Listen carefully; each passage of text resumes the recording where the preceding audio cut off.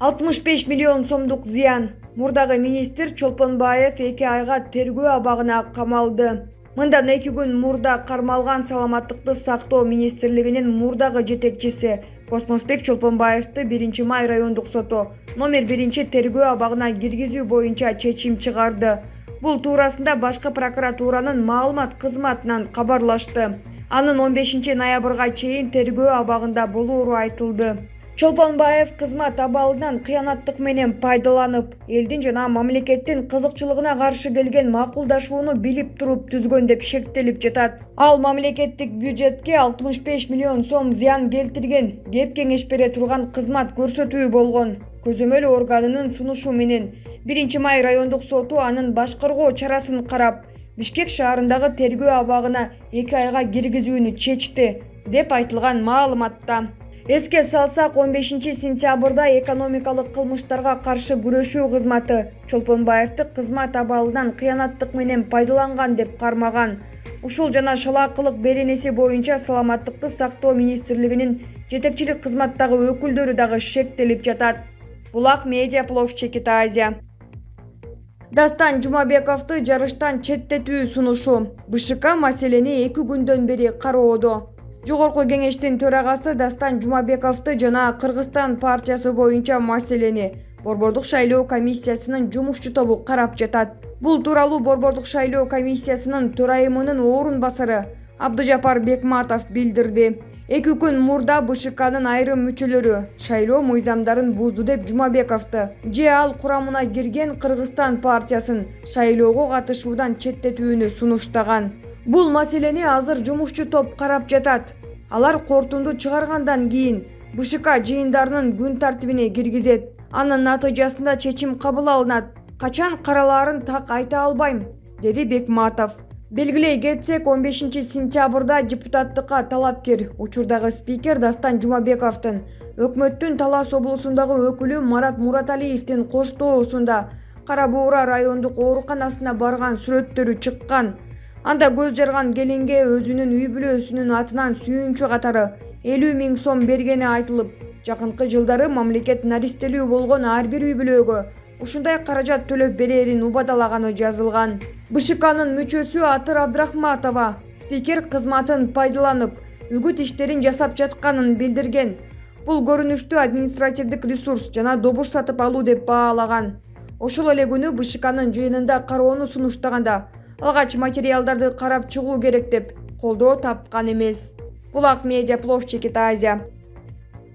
Улуу Памирде жашаган 100 этникалык кыргызга коронавирус жукту. Туркиянын Ван провинциясындагы Улуу Памир айылында жашаган 100 жакын кишиден коронавирус табылды. Бул тууралуу клубка Улуу Памир айылынын башчысы Эюпхан Ватансевер билдирди.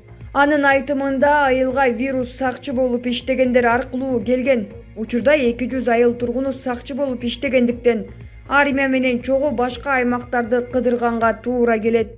Коронавирус 40тан ашык кишиге жукту. Үйдө карантинге алынгандарды кошкондо 100гө чамалап барат. Ооруп жаткандардын 30-у сакчылар, деди ал. Ватансевер ошондой эле айылдагылардын 1-2-өөнө эле илдет жукса, ал тездик менен жайылып кетээрин белгиледи. Себеби жашоочулар бири-бири менен тыгыз катташат. Учурда коронавирус жуккандардын ичинде 65 жаштан жогору болгон 40 киши бар. Алардын абалдары жакшы экенин айыл башчысы кошумчалады.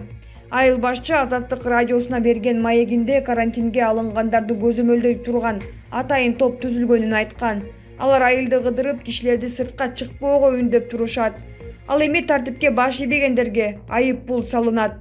Кыргыз түрктөрү маданият жана жардам берүү коомунун өкүлү Мошал Гүвен клубка илдет табылгандардын абалы туруктуу экенин, ооруканага эч ким жаткырылбаганын айтты. Бактыга жараша абалдары оор эмес. Эч ким ооруканага жаткырылган жок. Бардыгы 14 күндүк карантинге алынды. Четинен айыгып жатат. Дары-дармектерди жергиликтүү бийлик камсыздап жатат, деди Мошал Гүвен. Булак коом, Чекит пресс. 30 жыл өттү. Бир нерсе өзгөрдүбү деп көпчүлүк суроо узатат. Бир жагынан туура суроо. Эч нерсе өзгөрбөгөндөй. Бирок ошол эле учурда олуттуу өзгөрүүлөр да болду. 30 жыл узун мөөнөт, күрөшкө, беттешүүгө толгон 30 жыл. Эмнелер гана болбоду? өлкөнү авторитардык, президенттик өлкө кылууга аракет кылышты. Ар кайсыл кландар бийлик үчүн күрөштү. Бирок акыркы сөз дайыма элдики эле. Бүгүн 2020-жылы Кыргызстанда олуттуу өзгөрүүлөр болуп жатат. Пандемия, экономикалык кризис, бийликте муундардын алмашуусу, жылуу жумшак орундарынан кеткиси келбеген саясатчылар жана чиновниктердин буттосууларына карабастан мезгилдин талабына каршы чыга алышпайт, өзгөрүүлөр болот.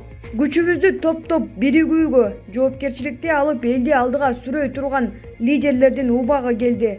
Өлкөбүздүн эртеңки келечеги эмне болот деп суроо берүүгө убакыт келди. Мен Өмүрбек Текебаев, Ата Мекен партиясынын лидери. Күрөш эч качан токтобойт деп ишенем. Токтоп дем алалы, эс алалы дебей, бул күрөштү улантуу керек. Кыргызстандын келечеги үчүн, эл үчүн, бийликке таза, билимдүү, акылдуу адамдардын келиши үчүн бул күрөшүбүз токтобошу керек. Милдет, намыс, Ата Мекен. Ала Мүдүн суусуна түшүп кеткен 26 жаштагы кыз бир айдан бери изделүүдө. Чүйдө сууга түшүп кеткен 26 жаштагы кыз 15 августтан бери изделүүдө. Бул тууралуу Өзгөчө кырдаалдар министрлигинин басма сөз кызматынан билдиришти. Маалыматка ылайык, Ала Мүдүн районунда 15 август күнү чоплуу эклүүчү эс алуу жайында Ала Мүдүн суусуна 1994-жылы туулган кыз түшүп кеткен. Ошол күндөн бери жүргүзүлүп жаткан издөө иштери натыйжасыз болууда. 16 сентябрь күнү издөө иштерин улантуу максатында Өзгөчө кырдаалдар министрлигинен жалпы 16 куткаруучу тартылган. 17 сентябрь күнү дагы издөө иштери улантылат. Булак коом чекит пресс.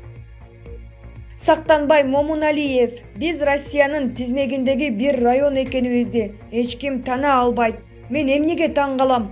Бирда партия улуттук дөөлөттөр жөнүндө, расмий тил, паспортко кыргызды кийирүү жөнүндө сөз кылбайт. Мындай пикирин Ошмунун профессору Сактанбай Момуналиев Facebook баракчасына жазды. Мен эмнеге таң калам? Бирда партия улуттук дөөлөттөр жөнүндө, расмий тил, паспортко кыргызды кийирүү жөнүндө сөз кылбайт. Райымкул Аттокуров деген Россияга кошулуу маселеси талкууланып жатат деп биримдиктин идеясын айтып жатат. Анткени Евразия деген Россиянын бир боор энем дегендердин үнү. Биздин бийлик дайым Москваны карап сыйынып келген. Ал традицияны бузган Бакстын тагдыры андан кийинкилерге сабак болду. Аша кийинкилер деле өз жанын сактоо менен алек. Шайлоодон кийин Лукашенко тизе бүгүп Путинге барып, старший брат, биз бир мамлекетпиз деп Россиянын губернатору болууга макулдук берди. Биз эгемендүүбүз дегенибиз менен Россиянын тизмегиндеги бир район экенибизди эч ким тана албайт. Ошондуктан түрк тилдүү элдердин баары латын арибине өттү.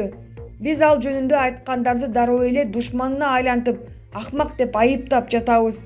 Демек, Райымкул Аттокуров биримдиктин оюндагысын гана айтып койду. Туугандарым, чындык ушундай деп жазган Сактанбай Момуналиев. Булак Назарньюс чекит KG. Гвинеянын президенти министрди сабап жаткан видео тарады. Туркиялык Мили газета басылмасы Гвинеянын президенти республиканын эмгек министрин сабап жаткандагы видеосу жарыяланганын жазып чыкты. Гвинеянын президенти Альфа Конде эмгек министрин көчөнүн так ортосунда сабады деп жазылат анда. Жалпыга маалымдоо каражаттарынын билдиришинче, мамлекет башчысы министрди кызматтык милдеттерин жетишсиз деңгээлде аткаргандыгы жана жумушка шалаакылык мамиле жасаган деп айыптап, өзүн токтото албай көчөнүн так ортосунда урт токмокко алган. Министр катуу соккудан буйтап качып кетүүгө аракет кылганын байкоого болот. Гвинея Африканын батышындагы өлкө. Бул мамлекет баалуу кен байлыктарга бай болгонуна карабай, экономикалык жактан жарды бойдон калууда. Альфа Конде 2010-жылдан тарта өлкөнүн президенттик тактысында. Булак Барс чекит медиа. Мекеним Кыргызстан партиясынын талапкери сабалганы тууралуу маалыматка Элнура Алканова түшүндүрмө берди. Мекеним Кыргызстан саясий партиясынын талапкери Зафар Айдаров сабалганы тууралуу маалымат чындыкка жатпайт. Бул тууралуу журналисттерге партиянын өкүлү Элнура Алканова билдирди. Азыркы учурда Айдаров шайлоочулар менен Кара сууда жолугушууда жүрөт экен. Андай маалыматтар жалган. Таптакыр андай нерсе болгон жок, деди Алканова. Ош облустук ички иштер башкармалыгы да талапкердин сабалышы боюнча эч кандай кайрылуу түшпөгөнүн билдирди. Эске сала кетсек, 15 сентябрь күнү Кудрет Тайчабаров аттуу Facebook колдонуучу Ошто Зафар 10 чакты баласы менен сабалды деп жазган. Бул Акназар Ньюс чекитке эже. Адахан Мадумаров шайлоочуларды иттер дегени үчүн кагуу жеди. Адахан Мадумаров Каракулжага барып шайлоочулар менен жолугушуп жатат. Жыйынга өзү менен чогуу келген 10 чакты адамдан тышкары 5-6 жергиликтүү тургундар катышты. Сөз сүйлөп жатып, элди итке салыштырып сүйлөп, жыйынга катышып жаткан аялдан кагуу жеди. Адахан укам, сени 6 жолу жакшы колдоп шайлап бергенбиз. Элим деген азаматтарды колдоп келгенбиз, колдой беребиз. Бирок сен биздин колдообузду алгандан кийин бир жолу дагы кайрылып келген жоксуң. Эми келип алып элди иттер деп айтып жатасың. Элдин арасында биз дагы барбыз. Келип ушак айтпай программаңды айт деди. Ага Мадумаров, мен түшүндүм. Сизди бирөө даярдап жөнөткөн окшойт. Ичкениңиз аш болсун деп айтышып уруша кетти.